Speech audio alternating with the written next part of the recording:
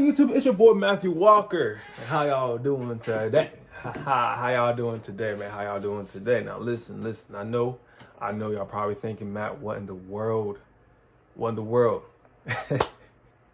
can't just pop in the vid like this with your hair like that. Listen, for those who don't know, I used to have longer hair. You know what I'm saying? I used to have longer hair, so I'm trying to get that back. And this is the process in doing so. If you know what I'm saying, twist your hair, braid your hair, your hair grows longer, you know what I'm saying, and faster, you know what I'm saying? So just know that, yes, your boy's trying to grow his hair out, and trust me, a year from now, it's going to be fine. It's going to be fine, no cap. So just trust the process, man. So always say, trust the process. Shout out to Will and B. So, yeah, man, that's that. But listen, we got Making the Case with Michael Jordan. This is the second to last Making the Case, and the next Making the Case, which we'll do tomorrow, will be LeBron James. You know what I'm saying? So, without further ado, Mr. Jordan himself, Mr. I want to be like Mike, athlete of all athletes, the player, the guy. No cap. You think about basketball, what you think of? Think of Jordan. That's no cap. Obviously, today's generation, think about basketball, think about LeBron James. But overall, I'm pretty sure every generation, when they think of basketball, think about Jordan. So, I'll pay respects due to Jordan, you know what I'm saying? And let's see what type of case the homie Clayton got for Jordan, man. Shout out Clayton, man. You know what I'm saying? Incredible series. Great series. The fact that he took time to do this. Respect. Because I know this took time. I know it did. So, yeah, man. Without further ado, let's get straight into the video, man. 3, 2, 1. Let's. Oh! Whoa!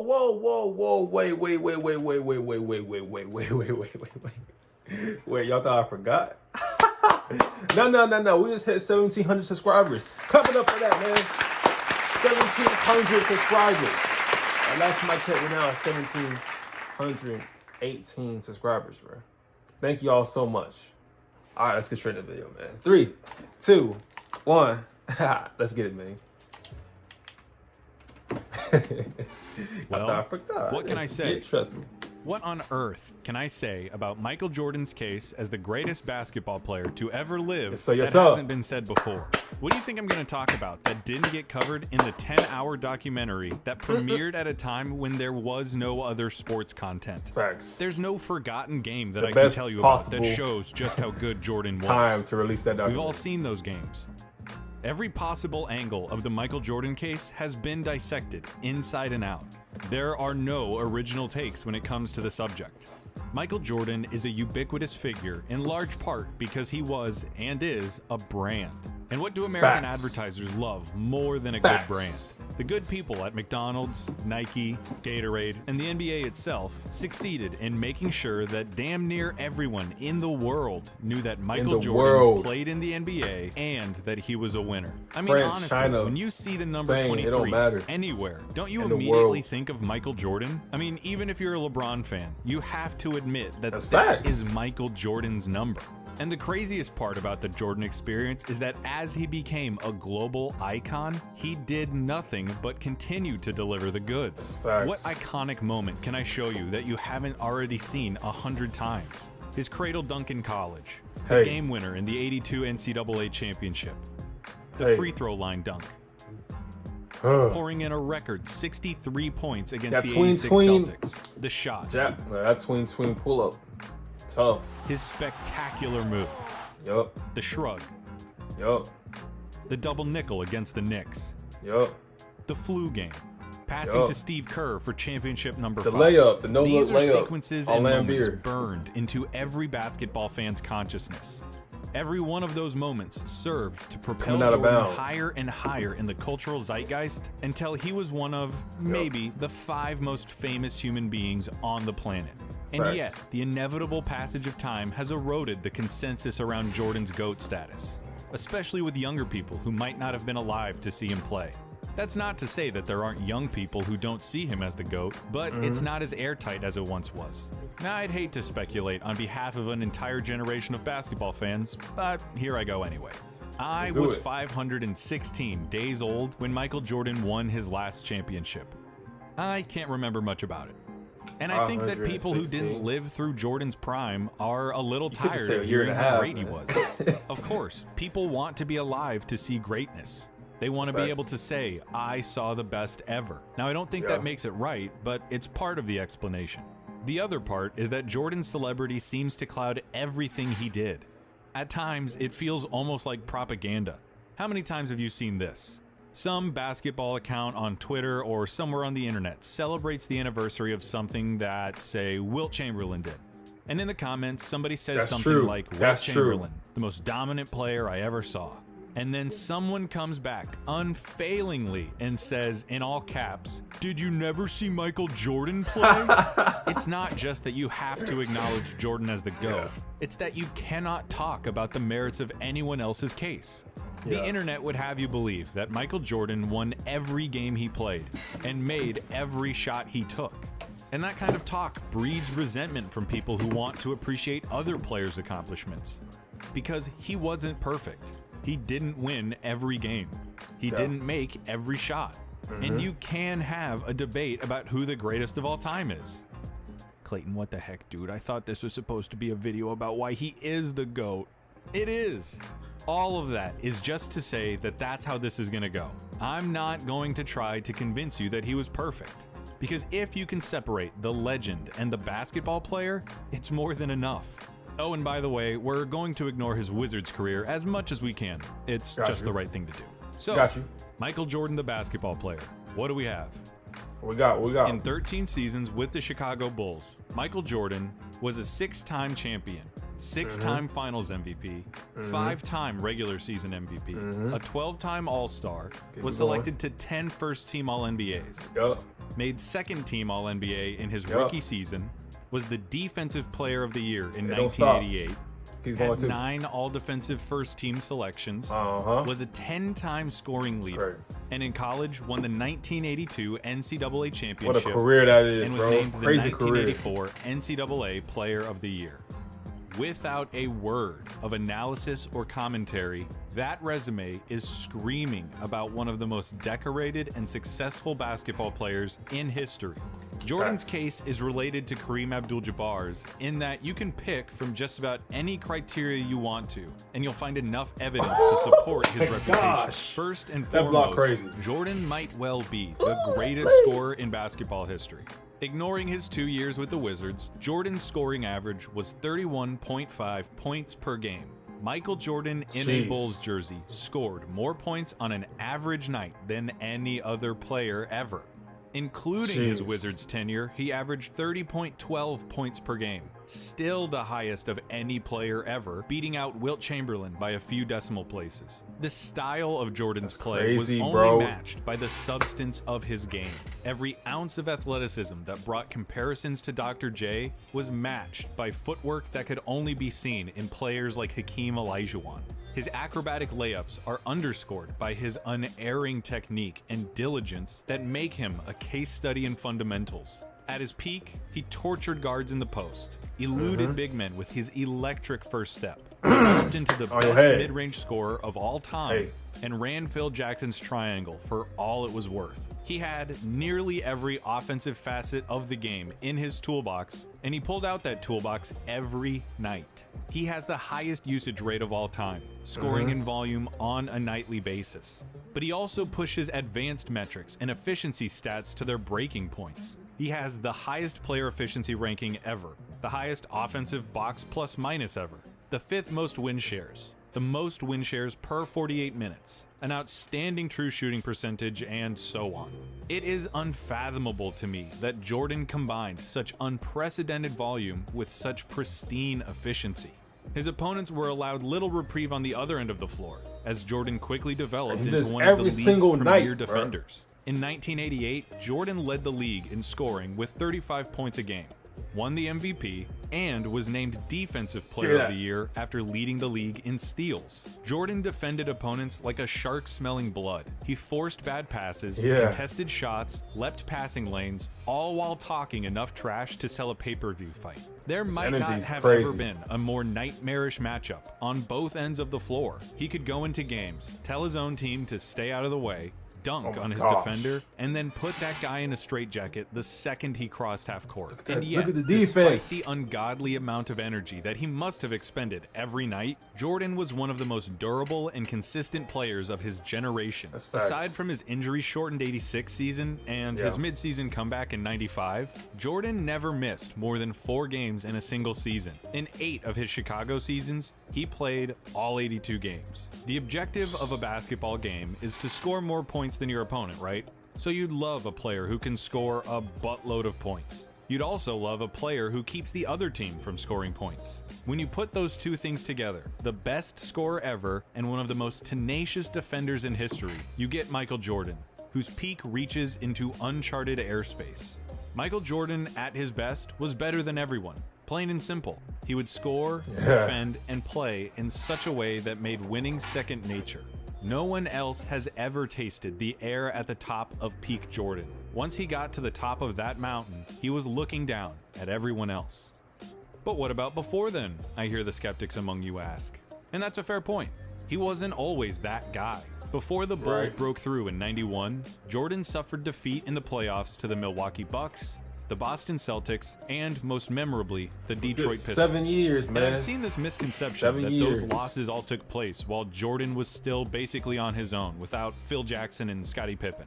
And that's obviously not correct. All 4 of the Piston losses took place while Scottie was on the team. And in 1990, Phil Jackson was the coach, and the Bulls won 55 games, just 4 fewer than the Pistons. You can blame it on whatever. Injuries, the Pistons' patented Jordan rules, and even Jordan himself. It's a fair point of criticism to point out that Michael Jordan's Bulls lost in the playoffs early in his career. However, you can't stop the conversation there. Yeah, the Bulls got swept by the 86 Celtics, but come on. That team is pretty universally regarded as Bird's best team, and one of the best teams of all time after they went on to win the title. The fact that Jordan hung 63 on them, a record that still stands, is outstanding. The 87 Celtics also made the finals. So did the 88 Pistons, and the 89 Pistons, and the 1990 Pistons. Of Jordan's 6 pre-title playoff losses, 5 of them made the NBA Finals, and 3 of them ended up winning the whole thing. They're losses nonetheless. But it wasn't like he was being beat by the Washington Generals. He was losing and sharpening his teeth against the best, for whatever it's worth. And it's worth something. Speaking of Phil and Scottie, another point of contention with Jordan's claim to the throne is the fact that he played for the most decorated coach in basketball and with the best sidekick in sports, along with a team that did their jobs to a T and bought into the team. As for Scottie, there are some people out there who would have you believe that Scottie Pippen was nothing more than a glorified role player. They'll say he didn't have the game to carry a team to a title, and he didn't have the aptitude to spend too much time in the spotlight. They'd have you believe that Scottie Pippen was nothing without Michael Jordan. And that's ridiculous. You can disagree with me, but for my money, Scottie Pippen is the best perimeter defender imaginable. He combined size with uncanny court vision a la Bird and LeBron, knew exactly when to pick his spots and when to defer, and brought a component of selflessness and fraternity to the Bulls that might not have existed otherwise. He was approachable and likable, the counterbalance to Jordan's unyielding intensity. Most importantly, Scottie accepted and flourished in his role. The amount of credit that he deserves and does not get is unfortunate. Same with other players like Horace Grant and Tony Kukoc. Michael Jordan didn't win those championships alone, and those guys all deserve more recognition. When it comes to Phil Jackson, it's been fascinating to revisit Jordan's approach to the game and see how it changed under Jackson. Guys like Mike, Kobe, and Wilt all approached basketball in a similar way, in that they felt that the best chance their team had to win was for them to have the ball in their hands as much as possible. These days, we'd call what they did iso ball or hero ball. Isolate against the defender, tell everyone to get out of the way, and beat your man one-on-one. Watching Mike's early years, it sticks out, painfully at times. Shooting over triple teams, refusing to give the ball up, even if a teammate had an open look.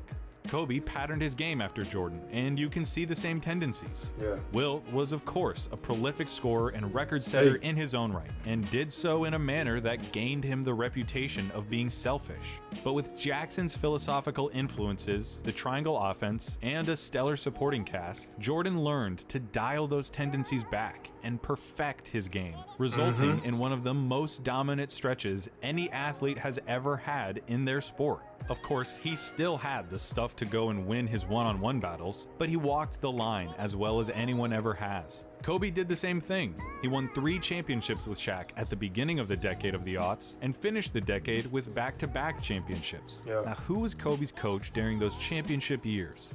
Who was it that helped him tailor his game to a more team-friendly approach, so as to unlock the group's championship potential? Oh yeah, it was Phil Jackson.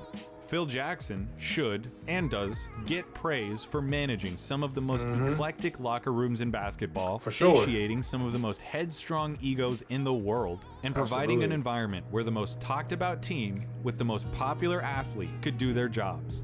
The Bulls' success might not have been what it was without Scottie Pippen. It might not have happened without Phil Jackson, and Horace Grant, and Tony Kukoc, and Steve Kerr, and Bill Cartwright, and all of those guys. Basketball is a team game after all. It is. But it's our fault that they might not get talked about as much as they should. We are the people who talk about these kinds of things and create the dialogue that takes place about them. That doesn't somehow discredit what Jordan did for those teams or nullify what he contributed. Yeah, Scottie was a perfect sidekick. Yes, Phil Jackson was a masterful coach. Those things can still be true, and Michael Jordan can still be the greatest of all time. Scottie accepted his role on the team. He accepted that he was going to be the second guy. Jordan still had to go out there and do his job as the guy. He still had to set the tone of every practice and every game. He had to put the ball in the hole, share responsibilities guarding the other team's best player, take over when games started slipping out of hand, and, at the end of the game, take the last shot. It doesn't work unless Mike does what everyone expects him to, which is to be the best player in the world. As for Phil, yes, it is true that he tempered Michael's worst impulses. He helped sand off the rough edges and align the team. But Mike still had to accept that coaching. He had to adapt his game and do the work. Plus, isn't it a coach's job to coach? Why is it a knock on Jordan that his coach was good at his job? Michael Jordan doesn't deserve all of the credit for their success. But he does deserve the lion's share of credit because he shouldered the lion's share of responsibility of such an incredible team. How incredible of a team were they? Well, the 1996 Chicago Bulls finished the regular season 72-10. That's more wins than anyone had ever won, and a record that most people thought would never be broken.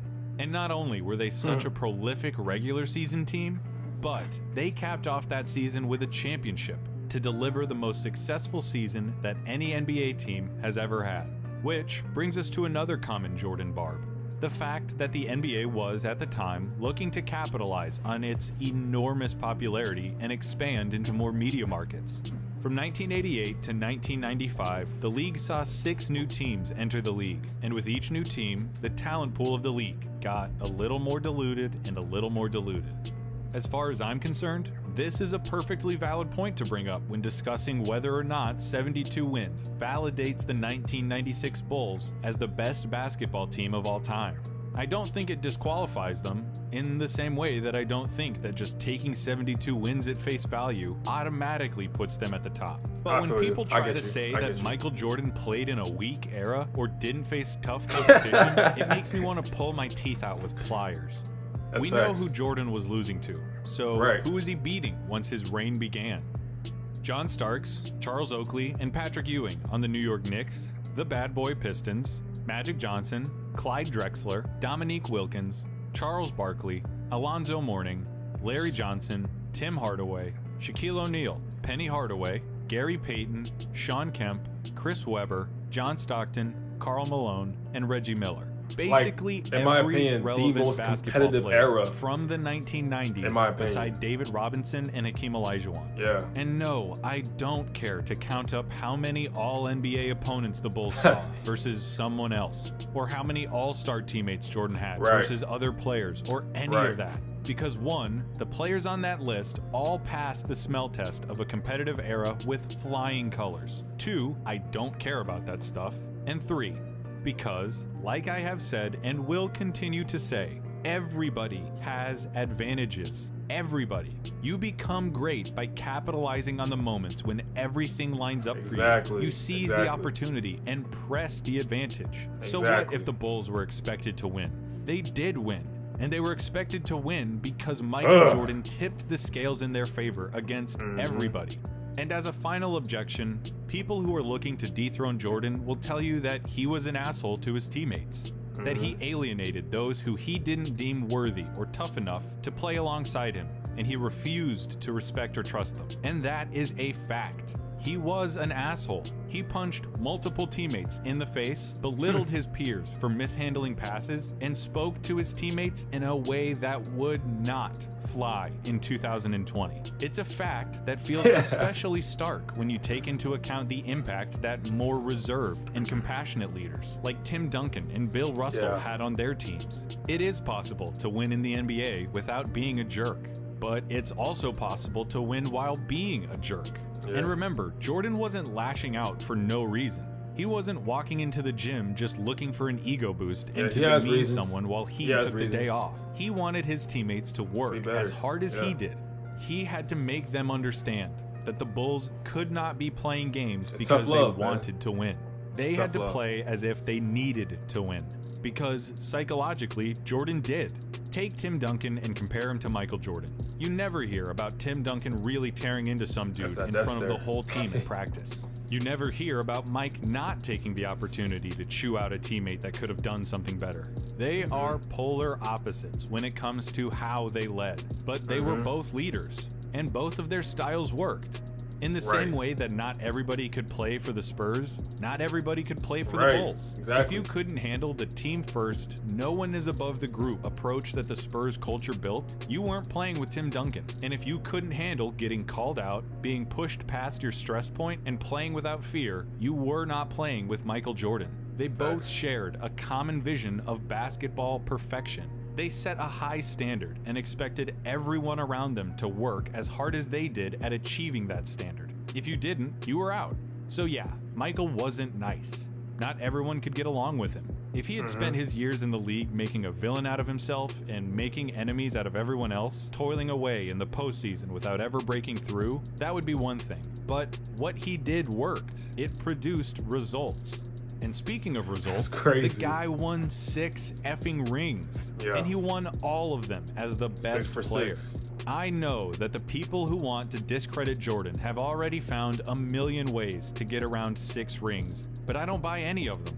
It is literally the best claim that any player has to the throne.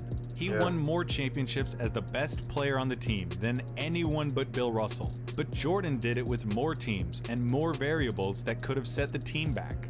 He checks all of the boxes. He had more success than Wilt, had more statistical prestige than Russell, had a higher peak than Bird or Magic, and leveraged that peak for more titles as the guy than Kareem. He was the ultimate closer. He lived for the moments that decide games.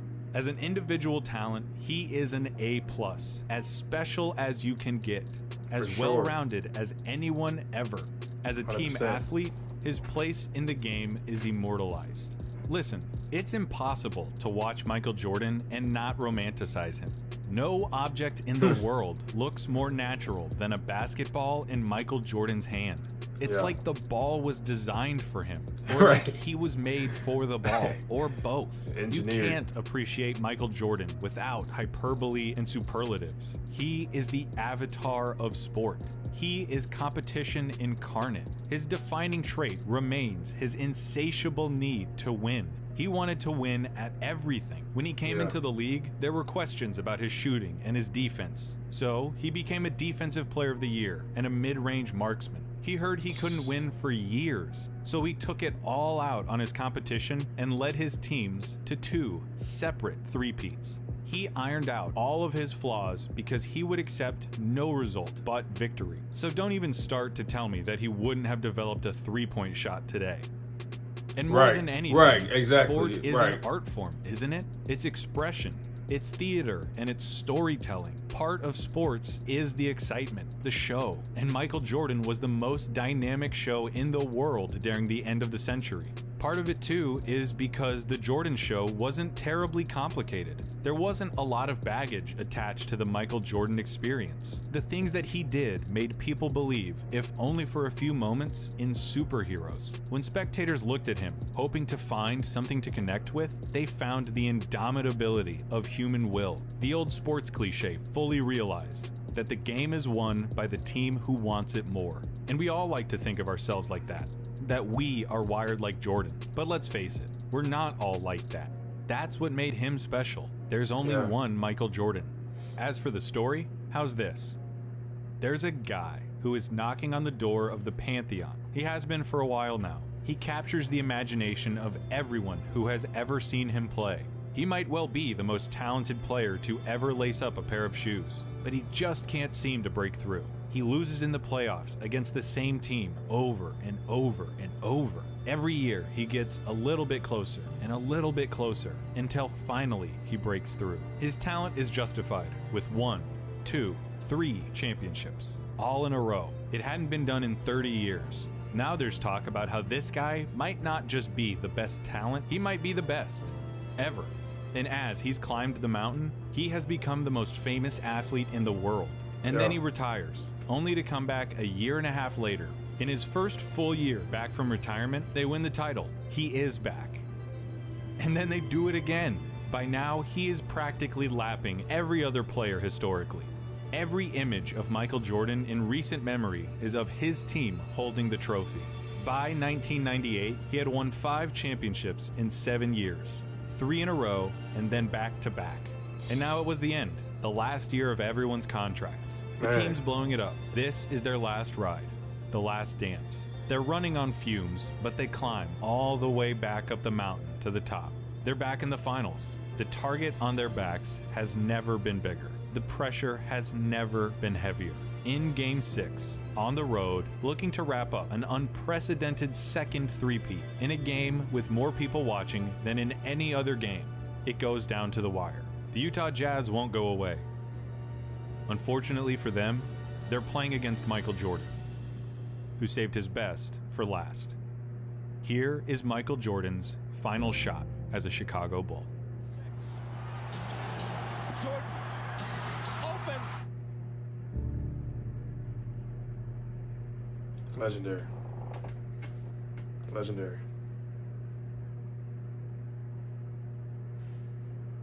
Hey. Oh, legendary. Great case, man. Great case. Great case, man. 100%, man. When I think about Michael Jordan, I'm not going to say he never had flaws. I ain't going to say he never had weaknesses. Well, what I will say is that he had the most outstanding career, in my opinion. And me saying that doesn't necessarily mean like he's automatically the GOAT. That's not me saying that. That's just me showing respect. Like he has, to me, in my opinion, the most outstanding career. Some people feel that Bill Russell had the most outstanding career. Some people, you know what I'm saying? Like, it's all about how the game impacts us, and how we correlate to it, you know what I'm saying? And some players do that better for us than others, you know what I'm saying? So, again, I don't have a GOAT. I don't have that. I have a favorite player. I have favorite players, but as far as a GOAT, I don't got that, man. I don't mind talking about it now. Like, if we're gonna be in the barbershops, you know what I'm saying, and we having a fun debate over this, that, and the other, then it's cool. Like, there's nothing wrong with just like debating over it as long as nobody gets in their feelings and don't want to get a butt hurt because they couldn't make another person have the same mindset as them. You know what I'm saying? Like, if Tim Duncan impacts the game to a certain person to where they feel like he's the greatest of all time, then that's respect. You know what I'm saying? If MJ does the same, if Bill Russell does the same, LeBron James does the same, that's respect, because they are all part of greatness. You know what I'm saying? Greatness is passed like a torch. You pass it, keep passing it. It don't just go away with one person. It don't. It keeps growing. So every player apart that's in the greatness category, bro, they all deserve their respect. So, and that's real. You know what I'm saying? Kobe is 100% in that greatness, and I understand, why he didn't put Kobe in this series. I understand it. You know what I'm saying? But I'm sure that he could agree that Kobe is part of the greatness. No cap. So, yeah.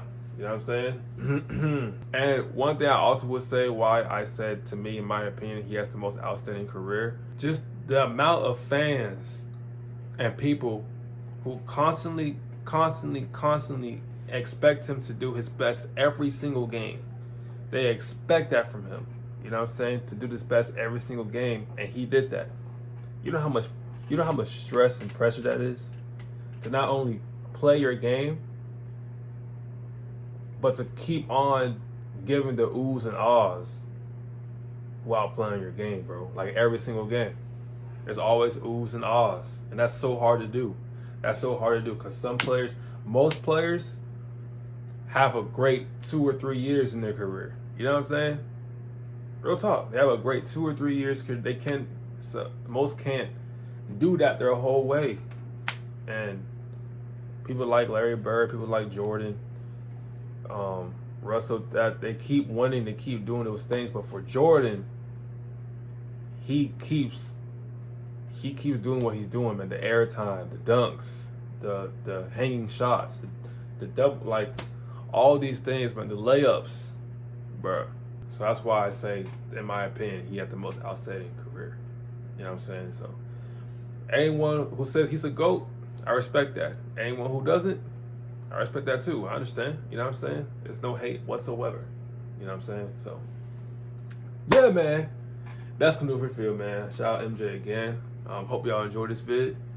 You know what I'm saying? Be sure to drop a like if you mess with it. You know what I'm saying? Comment down below for any more recommendations. And yeah, be sure to subscribe if you want to too, man. Join the fam. We get closer and closer to the 2K subscribers, man. We're gonna keep going up. That's the only direction. But yeah, man. Hope y'all stay well. So to say blessed. Love you guys very much, man. Peace. I'm out.